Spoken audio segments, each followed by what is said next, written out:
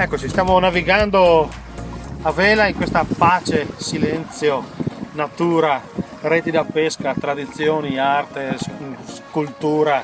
Veramente c'è di tutto in mezzo a questa esperienza di sailing experience, perché si naviga con le vele a vecchio stile, con la vecchia tipologia di vele, le vele al terzo, le tipiche vele, questi canali con gli uccelli, con una garzetta lì laggiù, la seraia, la rete tipica dei pescatori, i casoni sullo sfondo.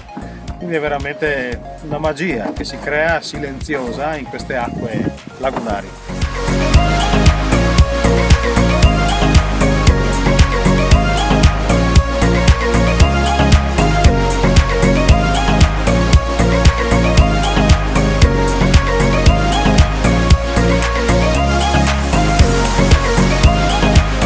Adesso dobbiamo cambiare bordo e ci mettiamo un po' di traverso. Ovviamente con queste barche non riesci a fare bolina perché il fondo è piatto di queste barche, quindi fai solo in andature portanti, come si dice, di poppa, lasco. Infatti sono pensate perché sfruttano i venti termici, no? Al mattino c'è la brezza di terra che dalla terra soffia verso il mare, e quindi i pescatori alzavano la vela e andavano col vento in poppa verso il mare.